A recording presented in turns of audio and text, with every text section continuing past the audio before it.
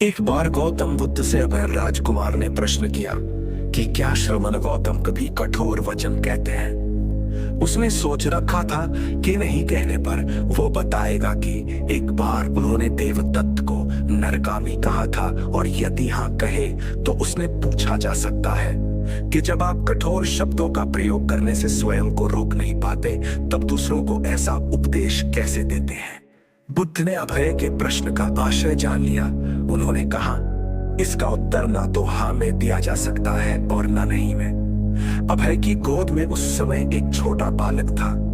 उसकी ओर इशारा करते हुए बुद्ध ने पूछा, राजकुमार, यदि दाई के अनजाने में ये बालक अपने मुख में काट का टुकड़ा डाल ले, तब तुम क्या करोगे? मैं उसे निकालने का प्रयास करूंगा। यदि वो आसानी से ना निकल सकता हो तो बाएं हाथ से उसका सिर पकड़कर दाहिने हाथ की उंगली को टेढ़ा करके उसे निकालूंगा। उसने सोच रखा था कि नहीं कहने पर वो बताएगा कि एक बार उन्होंने देवदत्त को नरकामी कहा था, और यदि हाँ कहे तो उसने पूछा जा सकता है कि जब आप कठोर शब्दों का प्रयोग करने से स्वयं को रोक नहीं पाते, तब दूसरों को ऐसा उपदेश कैसे देते हैं। बुद्ध ने अभय के प्रश्न का आशय जान लिया। उन्होंने कहा, इसका उत्तर ना तो हाँ में दिया जा सकता है और ना नहीं में। अभय की गोद में उस समय एक छोटा बालक था। उसकी ओर इशारा करते हुए बुद्ध ने पूछा, राजकुमार, यदि दाई के अनजाने में ये बालक अपने मुख में काट कर टुकड़ा डाल ले, तब तुम क्या करोगे? मैं उसे निकालने का प्रयास करूंगा।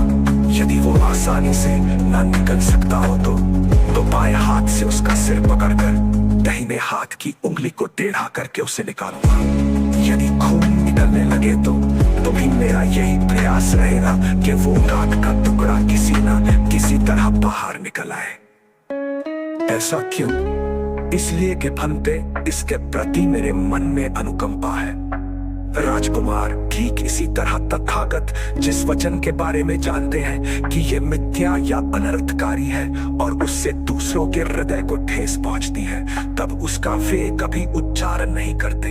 पर इसी तरह जो वचन उन्हें सत्य और हितकारी प्रतीत होते हैं तथा दूसरों को प्रिय लगते हैं, उनका वे सदैव उच्चारण करते हैं। इसका कारण यही है कि तथागत के मन में सभी प्राणियों के प्रति अनुकंपा है।